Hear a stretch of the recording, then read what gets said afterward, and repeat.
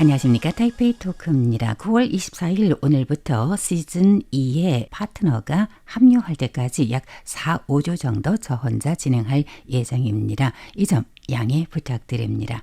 오늘 타이페이 토크 폐교 위기의 사립대학 및 원주민 초중학교의 문제점이라는 주제를 가지고 진행하겠습니다. 지난 주말 9월 21일 오후 장성문교기금회 주최로 2024년도의 세 번째 포럼입니다. 줄줄이 폐교 문제 대안책은이라는 주제로 이 포럼이 열렸는데요. 폐교 문제는 타이완에서만 발생하는 건 아니며 원인도 여러 가지가 있지만 부실 경영이나 재무의 불투명, 지속 가능한 경영의 부재와 특색 결여, 그리고 가장 쉽게 지적하는 게 바로 저출산 문제를 꼽을 수 있습니다.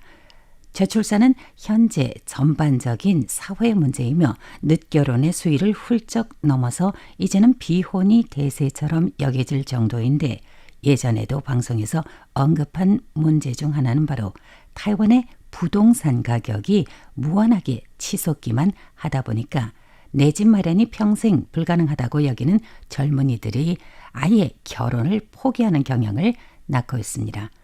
비록 며칠 전 9월 20일 부동산 투기를 억제하기 위해서 중앙은행에서 신용 통제 조치를 내놨지만 사회 대중들의 반응은 그리 낙관적이지는 않습니다. 본론으로 들어가서 타이완의 폐교 문제는 초, 중, 고등학교보다 사립대학 퇴장에 더 주목하고 있습니다. 올해 7월 31일부로 4개의 대학이 폐교됐습니다. 한국처럼 인서울이 아니라서, 즉 타이페이에 소재하는 학교가 아니라서 그런 게 아니라 타이완은 유수의 대학교가 각 지방에 다 분산되어 있어서 인타이페이와는 전혀 무관하다고 할 수 있습니다. 하지만 이번에 폐교 처분된 4개의 학교는 중부 짱화현, 중남부 율린현과 자이현, 그리고 남부의 까오숑현에 각각 있는 과기 대학들입니다. 이들 학교가 폐교되는 이유는 충분하겠지만 앞으로 몇 년 후에는 학생 모집이 정원에 미달하며 학교 경영은 재무적으로 어려움을 겪으며 교학 품질이 저하하는 등의 문제로 문을 닫게 될 위기 학교는 아주 많이 늘어날 것이 분명합니다. 그 원인 중에 하나는 저출산으로 인한 학생이 부족하기 때문입니다. 또 이외에 한국의 경우 SKY, 스카이라고 해서 선망하는 대학교 이름의 이니셜을 자주 듣게 되는데, 이 중 국립서울대학교 외에 기타 둘은 사립대학교입니다. 그런데 타이완의 경우 대학교는 물론 고등학교도 공립을 최우선으로 여기고 있습니다. 따라서 사립학교는 앞으로도 끊임없이 폐교 위기를 맞게 될 것이라 봅니다. 전국 사립학교 조합 이사장은 타이완의 출생률로만 봐도 2025학년도에는 고교생이 감소할 것이 분명한데, 타이완은 보편적으로 공립학교 진학을 우선으로 하고 있어서 사립학교는 앞으로 생존에 더 큰 충격을 받을 것이며 14년 후인 2038년쯤이면 저출산으로 인해서 사립 고교생 실업고를 포함하여서 3만 명도 채우지 못하게 되어서 최소 50개의 사립고교가 폐교 위기에 처하게 될 것이라는 비관적인 견해를 내놨습니다.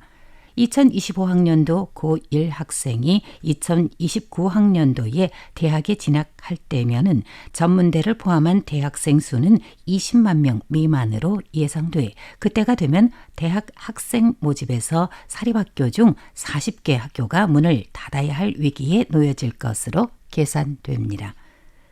지난 2분기 때 교육부 장관이 국회에서 교육개혁 30년의 문제점과 대책을 주제로 보고를 진행한 내용을 토대로 본다면 1994년부터 2011년 사이 전국에는 130개소의 대학에서 163개로 폭등했으나 얼마 안 있어서 부실 경영으로 폐교하며 2023학년도에는 145개소로 줄었고, 대학 신입생은 2022학년도부터 급격히 감소하며 20만 명 이하로 줄었는데, 2028학년도에는 학생 수는 15만 7천 명 정도로 최저치를 찍으며 80% 이상의 학생들은 공립대학교를 우선순위로 선택할 것으로 예상돼 사립학교는 학생 모집에 엄청난 압력을 받게 될 것이라고 내다봤습니다.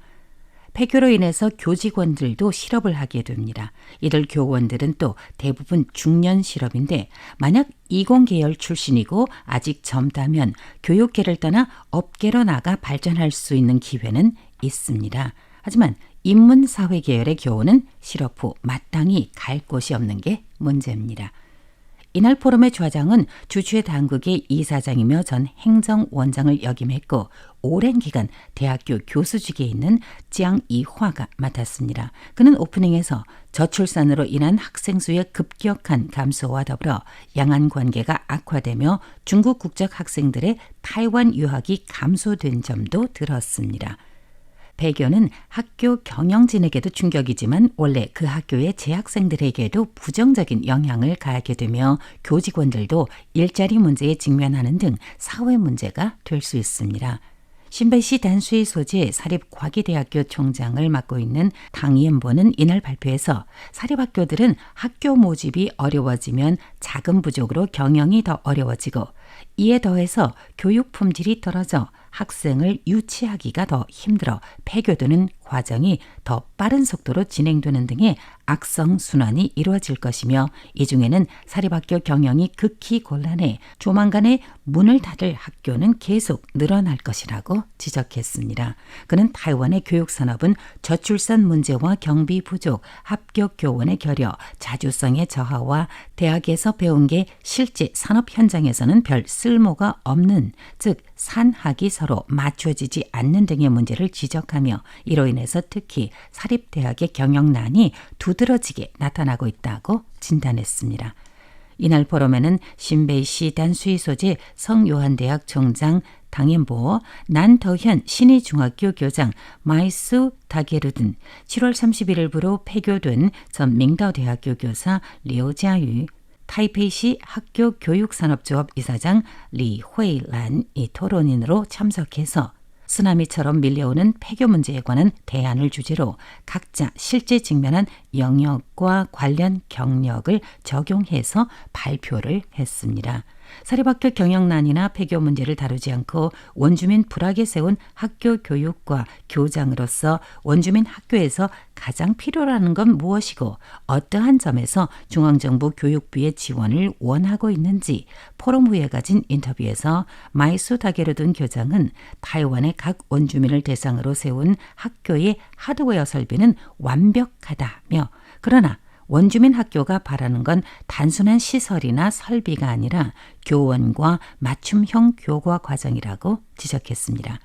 그러면서 교육 주무기관의 여러 조치와 지원 방식은 원주민 불악이 진정으로 원하는 건 아니며 교사로서 교장으로서 불악의 초등학교, 중학교 원주민 아동 청소년들이 더 자신감을 가질 수 있고 장기를 발휘하며 성인이 되어서도 불악으로 돌아와 후배 양성에 투입될 수 있기를 바랐습니다.